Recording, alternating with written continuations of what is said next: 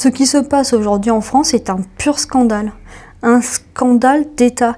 L'État français laisse crever ses propres citoyens, ses propres contributeurs, pendant qu'il déroule le tapis rouge pour des étrangers, souvent en situation irrégulière, pour venir se faire soigner gratuitement aux frais de la princesse.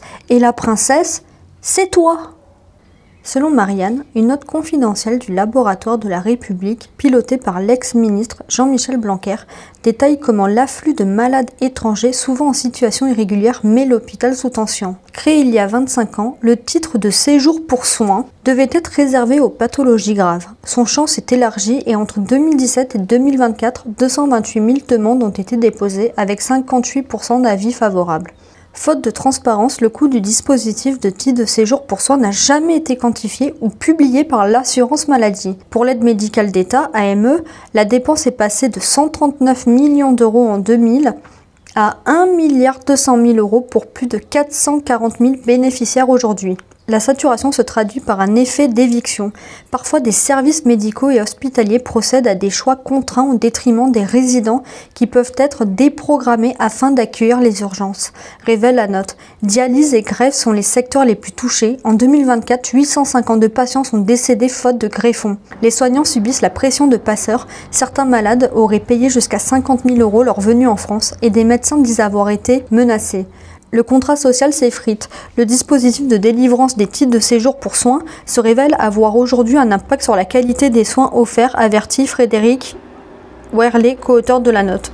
Les auteurs proposent de restreindre l'AME aux seuls étrangers extra-européens contributeurs, de durcir les critères du titre étranger malade et de privilégier les traitements dans le pays d'origine lorsque possible. Ainsi, le rapport alerte sur une prise en charge devenue difficilement soutenable pour les finances publiques et appelle à un recentrage rapide des dispositifs.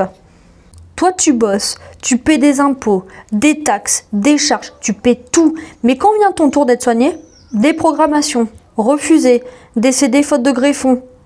Pendant ce temps, eux, ils arrivent, ils sont tout remboursés, soignés gratos, ils ne cotisent rien, mais on leur déroule le tapis rouge à l'hôpital. Le français aujourd'hui, c'est devenu la meilleure gagneuse de la terre entière. Et attention, tout ça, bien évidemment, dans une opacité totale. L'assurance maladie refuse de publier le coût exact du dispositif. Normalement, dans notre constitution, dans le préambule, il est dit que la souveraineté appartient au peuple. Et je vais même vous citez l'article, c'est l'article 14 de la Déclaration des droits de l'homme et du citoyen de 1789.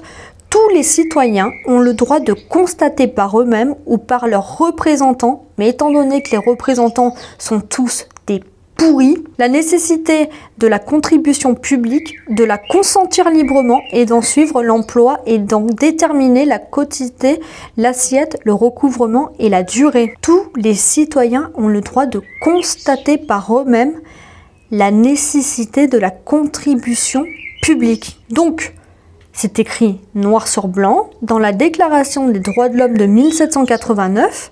Quand l'État refuse de publier les coûts des soins pour les étrangers, peu importe le bilan, il viole notre droit fondamental. Et un État qui viole ses propres fondations, c'est un État qui n'a plus aucune légitimité. Donc, quand l'État détourne l'argent public, refuse de rendre des comptes, il perd sa légitimité.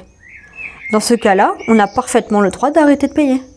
On est dans notre droit. Imagine une entreprise privée qui refuse de publier ses comptes, redressement fiscal, procès, condamnation, amende.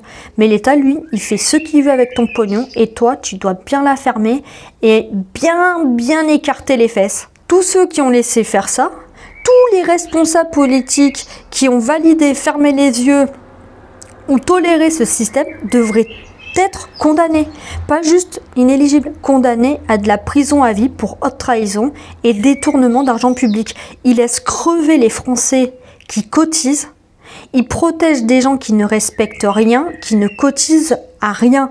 C'est un scandale d'État, c'est une trahison de l'intérêt national.